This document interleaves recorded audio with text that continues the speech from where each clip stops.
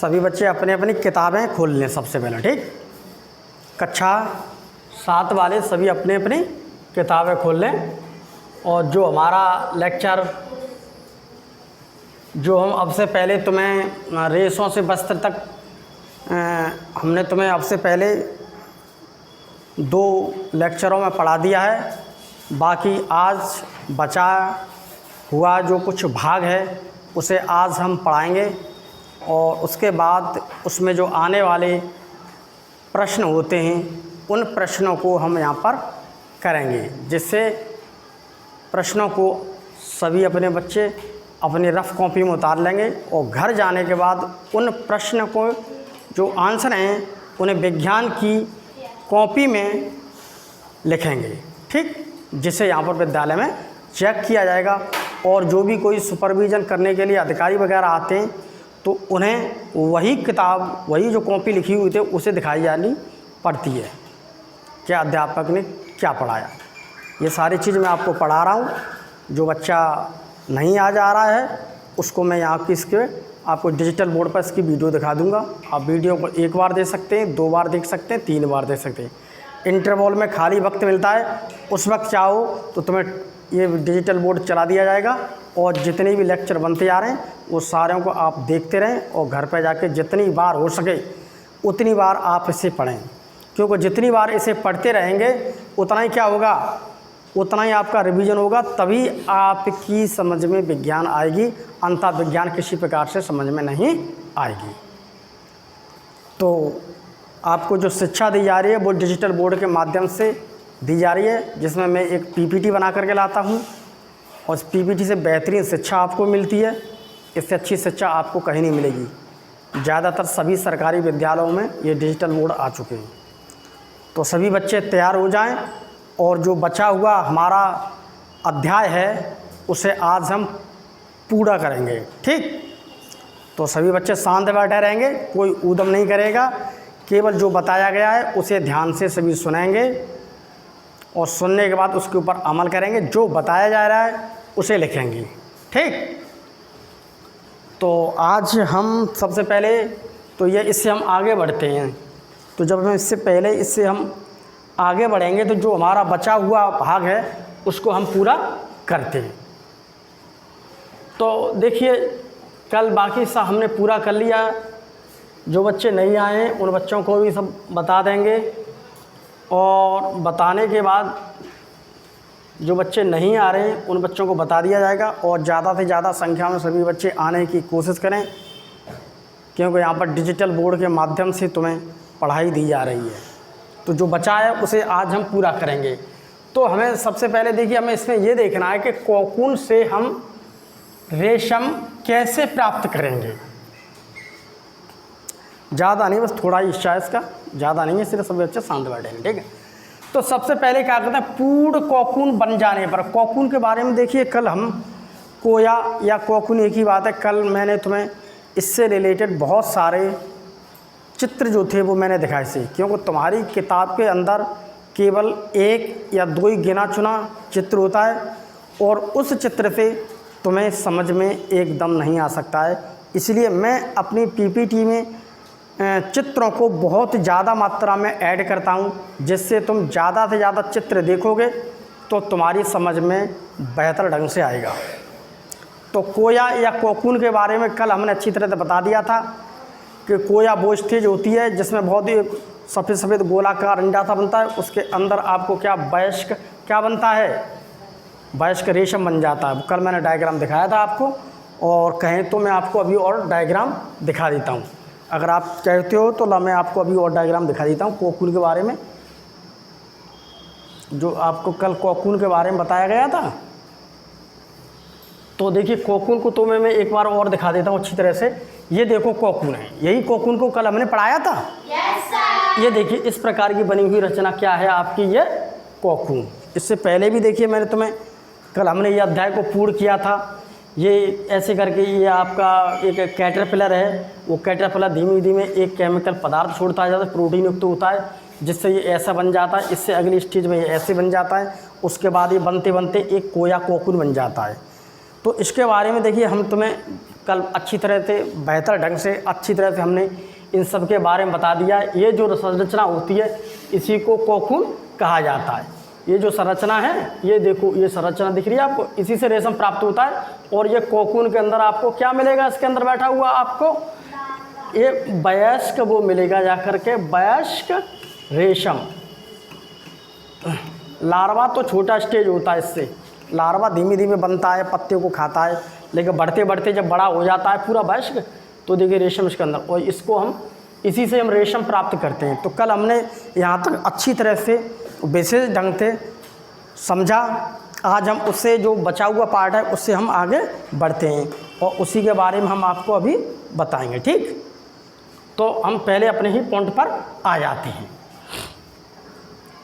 तो अब हम तुम्हें देखो वहीं से आगे कुछ बताएंगे। ठीक, सभी बच्चे शांत बैठे ना, बिल्कुल। तो जब पूरा कोकून बन जाने पर उन्हें इकट्ठा किया जाता है। तो जो कोकून जो थे हमारे ऐसे गोले गोले बने हुए थे, इसके अंदर आपको क्या था? एक वयस्क दिख रहा था। तो ये पूरे बनकर के हो गए। तो सबसे पहले हमने क्या किया? सबसे पहले हमने उन्हें इकट्ठा किया, क्योंकि हमें रेशम निकालना है। इसलिए जितने भी सारे कोकून मिले हैं उन सारे कोकूनों को पेड़ों से लेकर के हमने क्या किया? उन्हें इकट्ठा किया। रेशम प्राप्त करने के लिए प्यूपा से वयस्क कीट बनने से पूर्व ही कोकून को एकत्रित करके उन्हें उबलते पानी में लगभग 10-15 मिनट के लिए डाल दिया जाता है। तो देखिए, कल हमने तुम्हें पढ़ाया तो पहले धीमे धीमे वो मादा होती है, मादा के बारे में बताया तुम्हें। जो मादा रेशम होगी तो वो एक पत्ते पर सैकड़ों अंडे देती है। फिर वो अंडे उस पर पड़े रहते हैं, धीमे धीमे अंडे का विकास होता है। तो अंडे के अंदर से फिर क्या निकलता है? धीमे अंडे से क्या बन जाता है? लार्वा। ठीक, अब लार्वा क्या होगा? लार्वा भी पत्ती पर धीमे धीमे बढ़ता रहता है। उसे 4 हफ्ते लग जाएंगे, उसे 6 हफ्ते लग जाएंगे। जो तुम्हारी SCERT की सरकारी बुक्स है उसमें 4 और 6 हफ्ते का वक्त दिया है।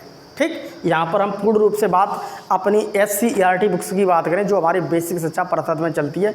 बाकी हम इस बुक्स से बाहर का कुछ मटेरियल नहीं ले रहे। अगर कुछ परिभाषा लेते भी हैं तो वो सरल होगी, उसे मैं बता देता हूँ और लिख देता हूँ अपनी PPT में कि ये हमारी किताब से बाहर की, यानी आउट ऑफ SCERT है। तो यहाँ पर जो भी कुछ शब्द, जितने भी यहाँ पर जो शब्द लिखे हुए हैं, ये सारे के सारे शब्द हमारी SCERT की जो बुक्स है उस सारी बुक्स के अंदर लिखे हुए हैं। केवल यहाँ PPT को मैंने अच्छी तरह समझाने के लिए मॉडिफाइड कर दिया है। ठीक, तो हम देखिए, जब वो लार्वा होता है, लार्वा से धीमे धीमे क्या होता है? लार्वा एक केमिकल वाला पदार्थ छोड़ता है जिसमें प्रोटीन होता है। उससे धीमे धीमे क्या होता है? वो अपनी तरफ चारों तरफ से घिर जाता है। ठीक, वो कैटरपिलर में घुर जाएगा। तो उसी प्रकार से देखिए, रेशम प्राप्त करने के लिए प्यूपा से वयस्क कीट, यानी कि प्यूपा जो बन गया उससे वयस्क कीट से पहले ही जो कोकून बनना है, जो कोकून बनना स्टार्ट हुआ, उन सबको हम क्या करेंगे? उन सबको 10-15 मिनट के लिए जो हमने इकट्ठे किए थे कोकून वगैरह जो वगैरह लिए थे, प्यूपा लिए थे हमने, उनको हमने 10-15 मिनट के लिए उबलते हुए, जो पानी बहुत उबलता होता अभी आएगा इसमें, अगर डायग्राम मैंने लगाया जो अभी दिखाऊंगा मैं आपको, उसे 10-15 मिनट के लिए हमने डाल दिया पानी में। ठीक, इससे कोकून के चारों ओर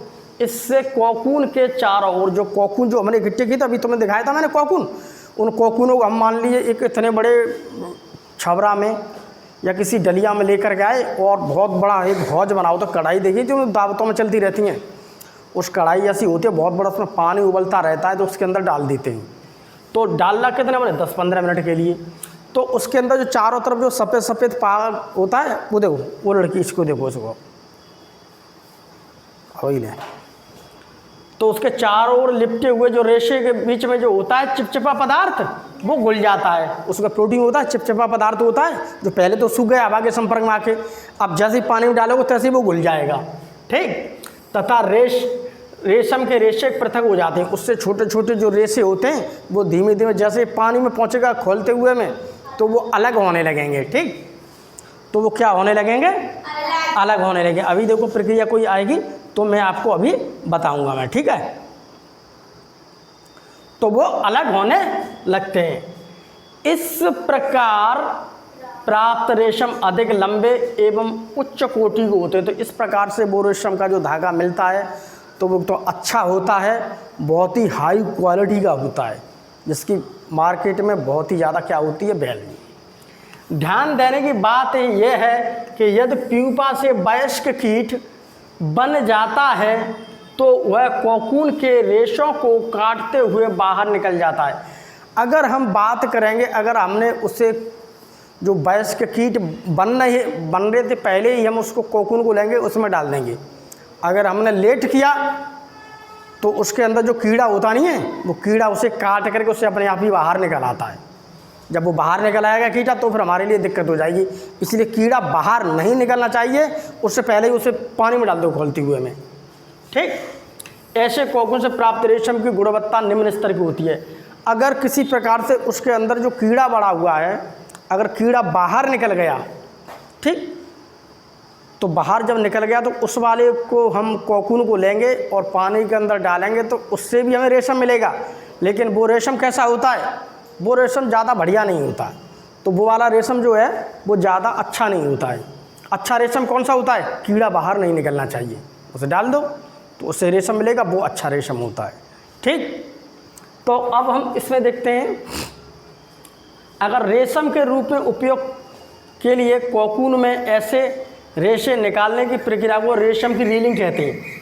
तो अब ऐसे इस प्रक्रिया से हमने कोकून लिए, उन्हें हौज के अंदर डाल दिए, तो इस प्रक्रिया से जो रेशम निकलता है उसे हम क्या कहते हैं, उसे हम कहते हैं, देखिए रीलिंग। रीलिंग अभी रीलिंग कहते हैं, अभी रीलिंग के बारे में बताया जाएगा। उसे हम क्या कहते हैं, रीलिंग। तो रीलिंग पूछता है कोई व्यक्ति, रीलिंग क्या है, तो रीलिंग वह प्रक्रिया है जिसमें कोकून से क्या निकालते हैं हम, रेशम। ठीक, इस प्रक्रिया में लगभग 4 से 8 कोकून के रेशों को एक साथ मिलाकर रेशम का धागा बना। 4 से लेकर 8 कोकून होंगे, उनसे निकलने वाले पदार्थ होंगे, उनसे एक धागा बन जाएगा। ठीक, रीलिंग विशेष मशीन द्वारा की जाती है। ठीक, इस प्रकार से उनकी फिर धीमे धीमे जब वो निकल आएंगे धागे, तो धागे निकलने के बाद क्या है, धागों के ऊपर कलर कर देते हैं। उसके बाद लाल कर दिया, पीला कर दिया, गुलाबी कर दिया, कंप्यूटराइज्ड के बहुत सारे कलर होते हैं, उन कलर को कर दो और उन कलर को करने से बढ़िया बढ़िया कलर वाले क्या बन जाएंगे, हमें रेशम के धागे। तो रेशम कीट के विभिन्न किस्मों से अलग अलग प्रकार के धागे निकाले जाते हैं। तो इस प्रकार से देखिए, रेशम के बारे में अगर हम बात करते हैं तो सबसे पहले तो मैंने आपको यही बताया था, अगर सबसे ज़्यादा रेशम की बात करती हो तो एक तो रेशम सबसे ज़्यादा तो देखो शहतूत के पेड़ जो होता है, शहतूत के पेड़ वाला जो रेशम होता है वो अच्छा होता है। उसके अलावा अगर हम देखते हैं तो देखो हमें अंडी वाला पेड़ होता है, अंडी जिसमें अंडी वगैरह लगती हैं, अरंडी बोलते हैं इसे है। ठीक, उससे भी देखो रेशम मिलता है। उसके अलावा ओक का एक पेड़ होता है, उससे भी मिलता है। लेकिन सबसे अच्छा हमारा कौन सा, शहतूत वाला। ठीक है, तो इन पेड़ों पर पाए जाने विभिन्न प्रकार के रेशम कीटों से, तो इनसे देखो कौन कौन से रेशम मिलेंगे। एक तो टसर रेशम, अलग शहतूत वाले से कुछ और मिल रहा है, अरंडी वाले से कुछ और मिल रहा है, योक वाले से कुछ और मिल रहा है। टसर रेशम, मूंगा रेशम, कोशा रेशम, एरी रेशम, ये प्रकार के रेशम होते हैं। तो थोड़ा हम इसे आगे देख लेते हैं, आखिर में ये प्रक्रिया में क्या है। तो वो देखिए, इस प्रक्रिया के बारे में देखिए, थोड़ा हमने ये बताया है, यहाँ पर मैंने तुम्हें थोड़ा चित्र बताया है, थोड़ा चित्र धुंधला सा आ रहा है, कुछ कंप्यूटर में थोड़ी सी सेटिंग हो नहीं पा रही है, इस वजह से इस लैपटॉप में, तो उसकी वजह से थोड़ा धुंधला सा लग रहा है। वैसे तुम्हें तो साफ दिख रहा होगा दूर से, लेकिन यहाँ पर मुझे हल्का सा वैसा दिख रहा है। तो इसमें देखिए, हमने सबसे पहले देखिए क्या किया यहाँ पर। सबसे पहले देखो करने के लिए, देखिए आपके सामने यहाँ पर एक वो दिख रही है, मालूम क्या, मादा। इसे हम कहते हैं मादा रेशम। मादा रेशम उसे कहते हैं जो क्या देती है, अंडे। बहुत अच्छी बात, अंडे। तो सबसे पहले ये देखिए, एक पत्ती है, इस पत्ती के ऊपर इसने क्या दिया, इस पत्ती के नीचे, ठीक, पत्ती होती है शहतूत की, उसके नीचे, तो इसने क्या दिए, अंडे। सबसे पहले इसका काम है अंडा। तो अंडा सबसे पहले शहतूत की पत्ती के नीचे आया, ठीक, उसके निचले स्तर पर। अब वो अंडे से क्या हुआ, अंडे जब बनेंगे तो अंडे से धीमे धीमे ये देखो पत्ती है शहतूत की, तो उसकी अंडे से क्या निकलेंगे आपको उसके नीचे से निकलेंगे लार्वा, जिसे हम कहते हैं कैटरपिलर या इल्ली भी बोल देते हैं। तो फिर अंडे के बाद अगली कंडीशन क्या हुई, जैसे ये है अंडा, ठीक, तो अंडे के बाद अगली कंडीशन क्या हुई आपकी, लार्वा या इल्ली या कैटरपिलर। बहुत अच्छी, देखो बच्चा सीख गया, या कैटरपिलर। बहुत अच्छी बात भैया, थोड़ा थोड़ा देखो घर पढ़ोगे, अगर घर किसी ने ये चैप्टर को पढ़ा होगा तो उसकी समझ में बहुत कुछ आया होगा, ठीक। बाकी जो चीज़ समझने में कठिनाई हो तो उसके लिए मेरी पीपीटी जिंदाबाद। अब कैटरपिलर से देखिए क्या बने जाकर के आगे, कॉकून बन गया। ये देखो सफ़ेद रचना होती है, मैंने तुम्हें दिखाई थी भी थोड़ी देर पहले चित्र। तो ये क्या बना आपका, कोया या कॉकून, ये देखो ठीक है बना, सबको दिख रहा है। अब कॉकून बनने के बाद हमने अभी बताया था, कॉकून को हमने क्या किया, एक गरम किया हुआ एक हौज होता है जिसके अंदर पानी क्या होता है, तो इसके अंदर देखिए क्या पड़ा हुआ है, पानी उबल रहा है, पानी उबल रहा है। तो हमने इन कोया कोकून्स को इनके अंदर डाल दिए, ये देखो बहुत सारे पड़े हैं पानी के अंदर, ठीक। तो इसमें देखो इससे पहले इसका समय दिया 10-15 मिनट के लिए, तो कितनी देर के लिए हमने जा रहा, 10 से लेकर 15 मिनट तक। तो 10 से लेकर 15 मिनट के लिए हमने इसके अंदर यूज किया। तो यहाँ पर हमने जो कोया है या कोई कॉकून्स है, उस कॉकून्स को हमने इस हौज में डाला, जिस हौज के अंतर्गत क्या हो रहा है, यहाँ पर जिस हौज के अंदर पानी को गर्म हो रहा है, यहाँ पर पानी क्या हो रहा है, यहाँ पर ये पानी गर्म हो रहा है। जब वो पानी गर्म हो रहा है तो इसके अंदर हमें कोया या कॉकून्स को डाला। तो 10-15 मिनट के बाद फिर इस कॉकून्स की कंडीशंस में क्या होता है, वो धागे स्प्लिट, यानी कि धागे जो होते हैं जो पहले मिले हुए थे हवा के संपर्क में आके वो क्या हुए, थोड़े सूख गए थे, और जैसे ही गर्म पानी में डालेंगे तो वो क्या हो जाते हैं, एकदम मुलायम हो जाते हैं, और मुलायम होकर के वो क्या होगा, अलग अलग होने लगेंगे। क्या होने लगेंगे वो, तो देखो ये अलग हो रहा है, ये अलग हो रहा है, ये देखो अलग होकर के, ये देखो एक मशीन है जिसे हम क्या कहते हैं, रीलिंग। उसमें रीलिंग शब्द लिखा हुआ था उसमें, रीलिंग, ठीक, रीलिंग। तो उस रीलिंग में अब ये मशीन है, इस रीलिंग से मतलब क्या हो रहा है, ये देखो गिरनी लगी हुई है, इस गिरनी से लेकर के ये एक चक्र है, सभी बच्चे गौर से देखिए, और इस चक्र में वो धागा आके लपटता जा रहा है, इसे हम घुमाते जा रहे हैं और धागा लपटता जा रहा है, इसे हम घुमाते जा रहे हैं और धागा लपटता जा रहा है। तो ये चित्र आपकी किताब में नहीं, ये मैंने पीपीटी में ऐड किया है, और इस चित्र को समझने के बाद तुम्हारे दिमाग में कुछ न कुछ बातें आ गई होंगी। बाकी आप किताब पढ़ेंगे तो आपकी समझ में सब कुछ आ जाएगा। तो देखिए इस प्रकार की जो प्रक्रिया से जो धागा निकलता है उसे हम क्या कहते हैं, रीलिंग। तो ये चीज़ जो उस किताब के अंदर जो लिखी हुई है उसके डायग्राम को देखियो, मैंने तुम्हें दिखा दिया है, और इस डायग्राम को देखने के बाद तुम्हारी समझ में बहुत कुछ आ गया होगा। तो आज देखिए इस प्रकार से, देखिए ये देखो इसमें लिखा है बॉइलिंग, इसमें देखो थोड़ा इंग्लिश में शब्द लिखे हुए, उसके अलावा मैं सब हिंदी में बता दिया है, जैसा उसमें पेज पर पिछले वाले पेज को मैंने भी समझाया था, जैसा उस पर लिखा है बिल्कुल वही देखो डायग्राम ये लगा हुआ है। समझ में आया? तो इस प्रक्रिया से क्या होता है, हमें रेशम का क्या मिल जाता है, तो हमें यहाँ पर, अब यहाँ पर हमें मिल रहा है रेशम का धागा। बहुत अच्छी बात। तो हमें क्या मिल रहा है, रेशम का। अब एक बात इस चैप्टर के माध्यम से मेरे दिमाग में ये बात समझ में आ गई है कि रेशम का जो धागा होता है वो कहाँ से मिलता है, वो किसी जंतु से प्राप्त होता है। तो इसका मतलब ये हुआ कि रेशम क्या है, एक जंतु रेशा है। जब वो चीज़ जंतु से मिल रही है तो उसे हम क्या कहेंगे, उसे हम कृत्रिम नहीं करेंगे, उसे हम कहेंगे प्राकृतिक रेशा। अगर कोई भी पूछ सकता है या कोई भी अधिकारी निरीक्षण के लिए आ भी जाते हैं, अगर वो तुमसे इस प्रकार पूछते हैं कि जो रेशम का धागा है वो कैसा है, तो आप सभी कह सकते हैं कि जो रेशम का धागा है वो क्या है, एक प्राकृतिक धागा है और एक जंतु रेशा है। ठीक। इतना समझ में आया सभी बच्चे के में? तो इस प्रकार से देखिए कुछ थोड़ी बहुत महत्वपूर्ण की बातें, हमारी पाठ तो यहाँ पर लगभग में ख़त्म हो चुका है और पाठ के अंतर्गत हमारी SCERT की बुक्स में कुछ एक आध दो चीज़ें दे रखी हैं, उसे थोड़ा समझना हमारे लिए बहुत ज़्यादा ज़रूरी हो जाता है।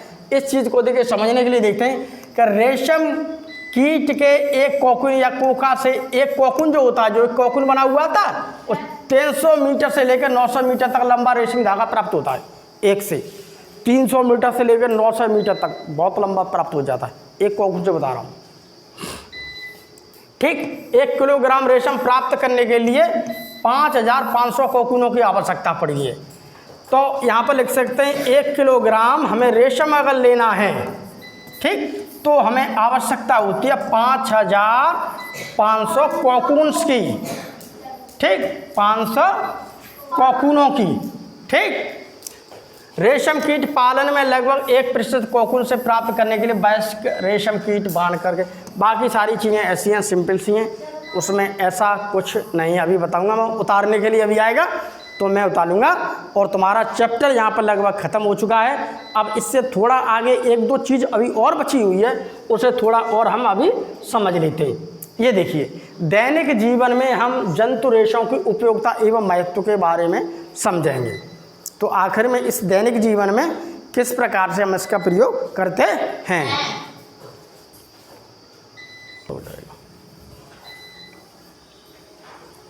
तो हम ऊन की उपयोगिता के बारे में देखो, जब हम थोड़ा समझते हैं तो यहाँ पर देखते हैं हम ऊन की उपयोगिता के बारे में, इसमें थोड़ा दे रखा है हमारी किताब के अंदर में, थोड़ा हम इसे और देख लेते हैं। ठीक सभी बच्चे, अब देखिए, शांत हो जाओ सभी बच्चे, शांत हो जाओ। अब देखते हैं हम इसमें ऊन की उपयोगिता के बारे में थोड़ा और समझ लेते हैं। तो देखिए, हमने ये तो पढ़ा कि जंतुओं से हमने ये तो सुना कि जंतुओं से ऊन प्राप्त होती है, जैसे भेड़ के बालों से। ठीक, तो थोड़ा हम इसको और आगे देखते हैं, तो इसका उपयोग देखते हैं। मनुष्य ऊन का उपयोग हम कहाँ करते हैं? एक तो स्वेटर में प्रयोग करते हैं जाड़े के मौसम में, ठीक, शॉल में, कंबल में, लोई में, और टोपी वगैरह और जैकेट, बहुत सारी चीज़। जाड़े का मौसम आता है तो जाड़े के मौसम में हम ऊन के ही तो कपड़े पहनते हैं। तो जाड़े के मौसम में किसके कपड़े पहनते हैं? ऊन के। तो थोड़ा ऊन का महत्व यही बताया गया है कि ऊन का क्या क्या महत्व, जो हमें जानवरों से प्राप्त होता है ऊन वगैरह, उससे क्या है। ठीक है, तो ये सारी चीज़ें बनती हैं। ऊनी वस्त्रों का प्रयोग हम ठंड से बचने के लिए करते हैं। ऊनी रेशों के बीच में वायु अधिक मात्रा में भर जाती है, जो ऊष्मा की क्या होती है, कुचालक की भांति कार्य करने लगती है। ठीक है, और ऊनी वस्त्रों को पहनने से क्या होता है पता है? ऊनी वस्त्रों को पहनने से, जाड़े के मौसम में हम ऊनी वस्त्र पहनते हैं, तो उन ऊनी वस्त्रों से हमारे शरीर को क्या होता है? हमारा शरीर एकदम क्या रहता है? गर्म। अब देखो, उससे बनने वाले उपकरण क्या हैं? शांत हो जाते बच्चे। ये देखिए, ये आप दरी भी बना सकते हैं ऊन की आप कालीन्स भी बना सकते हैं,